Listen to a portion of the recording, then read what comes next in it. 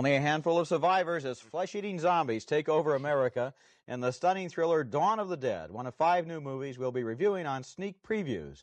And across the aisle from me is Gene Siskel, the film critic of the Chicago Tribune. And this is Roger Ebert, the film critic of the Chicago Sun-Times. Now, in addition to the gory nightmare of Dawn of the Dead, which I have to confess I sort of like too, Roger and I will be reviewing 4 love stories, including Manhattan, the new Woody Allen film that is as serious, as funny, and as excellent as any film Woody Allen has made. A terrific film. Also, Love on the Run, the concluding film in a series of pictures by Francois Truffaut. We'll also look at Hanover Street, an incredibly old-fashioned World War II love story. But first, Roger begins with a new film about 2 teenagers in love. It's called A Little Romance. Right, Gene, and I have to go easy on this one because A Little Romance is one of those movies that some people just love, and like other people, me. You loved it, right? Yeah. Other people can't stand it. I can't stand it. It's a tear-jerking, bittersweet, relentlessly sweet story of a romance between 2 teenagers, an American girl and a French boy, and about how they're so cute and intelligent and wise beyond their years and yet so innocent and so naive and so wet behind the ears that you want to bang their heads together. Here they are in the Paris subway talking about one of the few adults who understands them. Why must I be a teenager in love? That kid is supposed to be the son of a Paris taxi driver. He reminds me, though, of one of those little geniuses on the $64,000 question, and the subject he's a specialist in is being lovable. But then there's more.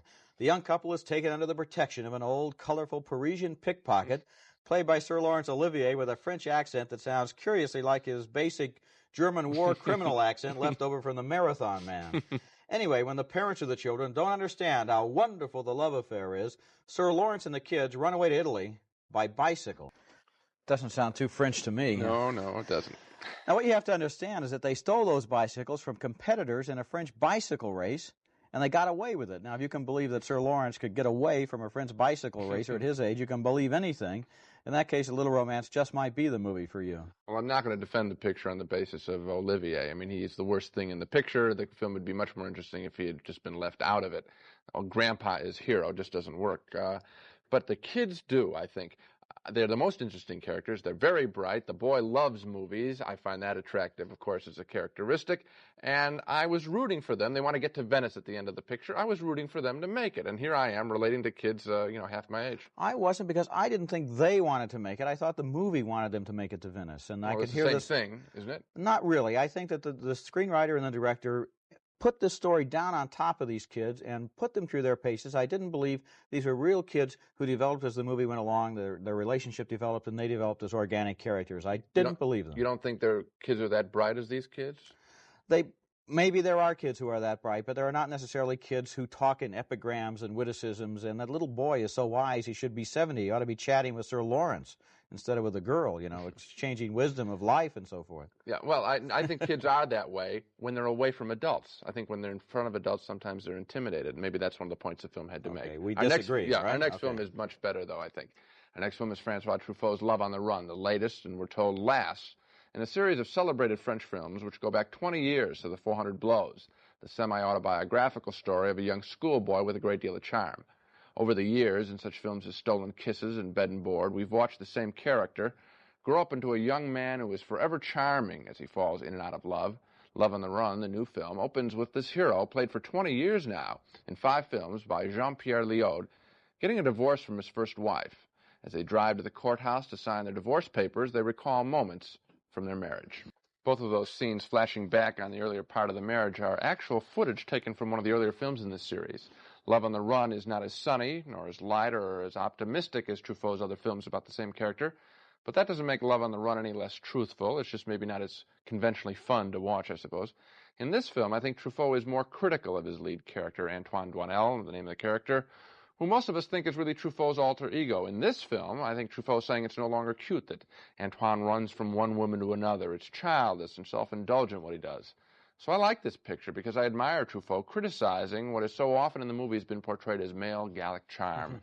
But I have a feeling that Love on the Run might be very confusing and not nearly as satisfying for people who haven't seen at least one of the other films in this series about this character. I agree with you there. In fact, that's why I can't recommend this film. I have seen the other films in the series, and even so I was distracted by the fact that probably 30% of the footage in this film consists of footage from the other films.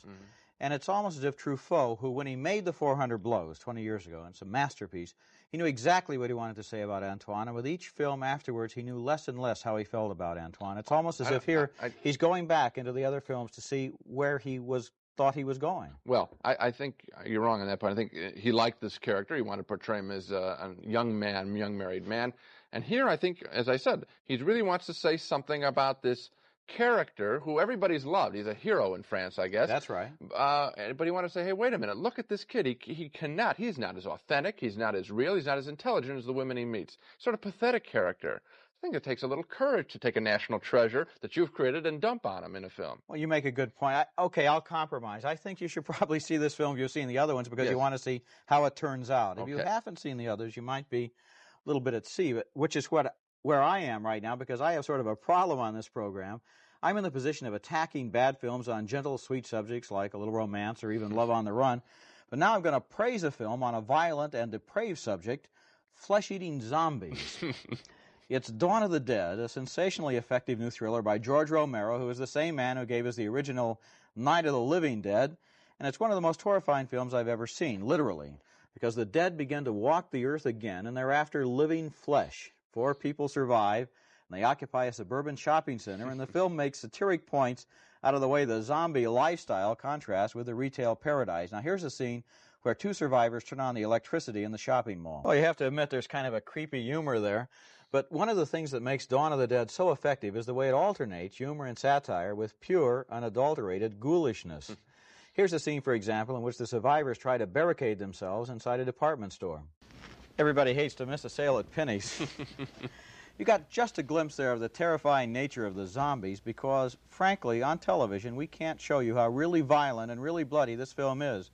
So I'm going to combine a recommendation with a warning. The recommendation is that Dawn of the Dead is one of the best and most original horror films I've ever seen. And the warning is, this is really extreme in its violence. It goes beyond what you may have seen before. It's for adults only. Proceed with caution. I like the picture too, but I really don't think it's very terrifying. I think the zombies are a little more comical than anything else. There's a guy gets his head lopped off by a helicopter blade. I normally would shrink at something like that. In this film, it's done so broadly that I found it humorous. How'd you like the intestines when they were disemboweled? Roger, I looked. Normally, I would look away. I think the guy somehow does it in a comic way that makes you at least watch it. I agree, too. The movie is some kind of a horror masterpiece. I just think there are some people who ought to be warned. It's violent. Might want to take along an air sickness bag. I think what I enjoyed more than any of this that we've talked about, the violence, is the statement about shopping centers. I think they've sucked the life out of these places. They're enclosed malls. They're lifeless. Obviously, we got zombies walking around them. That's what George Romero has to say about American shopping malls, I think. Now we go on to another filmmaker, another very talented filmmaker. There's no one quite like Woody Allen working in American films today. His comedies are about complex urban characters, whereas most comedies are about rubes. Most film comedies involve visual jokes. But Allen's humor grows out of battles within the minds of his characters, people who know themselves better than they know anyone else. And they don't even know themselves very well. Does that sound serious? Well, his new film, Manhattan, is very serious about some funny situations. The film begins as Allen tries out chapter 1 of a book he's trying to write about the city. The film is shot very effectively in black and white. Beautiful photography, even better on the big screen. The movie is about the self-centered troubles of Woody and his intellectual East Side New Yorker friends. One of the problems faced by Allen's character is that his ex-wife, played by Meryl Streep, is writing a book about their failed life together. Well, it's not all jokes. Far from it, actually. The film has many serious points to make as Woody runs away from an uncomplicated but lovely relationship with a 17-year-old girl to a tortured on-again, off-again affair with a journalist played by Diane Keaton. Now, why do these people seek out all these troubles? Allen says he and his friends create complicated relationships in order to avoid confronting much more complex, depressing, and unsolvable problems. What's special about the movie is that this point is made 2 ways, with Woody Allen's incomparable humor and one-liners spoken by people with very real pain on their faces. Manhattan, I think, is easily one of the finest comedies, as well as one of the finest dramas of the year. It's a really good movie. It's a pleasure to sit through. It is. And one thing that I was observing as I watched it to myself was that Allen has created a comic character. The name of the character is Woody Allen. He's even a comic strip now. It's like Chaplin did that, Buster Keaton did that, W.C. Fields, but they made characters or personas who remain consistent over 20 or 30 years. And what Allen is doing is in every film, the persona changes and develops and gets a little bit deeper. It's fascinating to see what he'll do next. And Manhattan certainly comes right along in a string of very good movies. It is very good, and he's developing both stylistically, using black and white, using music, and very well. He's a really accomplished filmmaker, one of the treasures in American cinema. Another thing he gives us are a lot of shocks of recognition, lines of dialogue where you're laughing at the character, at the same time you're laughing at yourself. You're saying, hey, I say dumb things like that, too. There's one great line where somebody accuses him of playing God, and he says, well, I had to model myself after someone. Great modesty. Anyway, from complicated affairs on the streets of Manhattan, we go now to a painfully simple affair on the streets of London. The name of the movie is Hanover Street, and it's one of the dumbest love stories I've ever seen. It's even more idiotic than A Little Romance, even. Come on now. Well, because these lovers are grown-ups, they ought to know better. Now, he's an American bomber pilot. She's a British volunteer nurse. They meet in the midst of war-torn London, but she says their romance cannot be. Well, it turns out, wouldn't you know, and you would know, wouldn't you, that she's married. But then it turns out that he gets to fly the plane when her husband tries to parachute into France as a spy, but both men then wind up on the ground together, neither one knowing they've got the same woman in common. And so when she discovers that her lover and her husband have met, well, the dialogue in this entire movie makes Search for Tomorrow look like masterpiece theater. It's just, words fail me, Gene. Help me out. Well, I was shocked. I was shocked. I just looking at that scene again, I was shocked.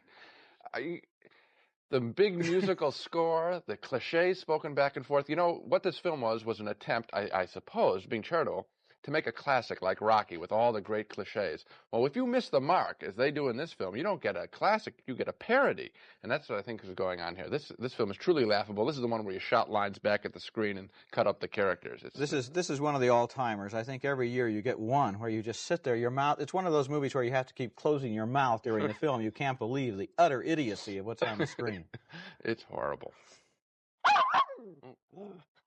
Gene, we've been visited in the balcony by Spot the Wonder Dog once again, who comes whenever there's time for Dog of the Week, which is the time for the week's worst movies, and that's as if Hanover Street were not bad enough. What do you have this week? Well, my foxhound of the fortnight is Firepower, an explosion-filled action picture about a bounty hunter's attempt to capture a Howard Hughes Robert Vesco type hiding out in the Caribbean. What makes this picture a real stinker, though, is that it contains yet another depressing performance by Sophia Loren, who plays a piece of meat as she rips her skirt to an elude attacker. She, too, is trying to get to the film's billionaire in hiding. One of his henchmen has killed her husband. To watch Sophia Loren slip away from her attacker and to run down a street is to realize that what was once a fine acting career has been trashed by roles that are nothing but window dressing for an assortment of dumb action pictures.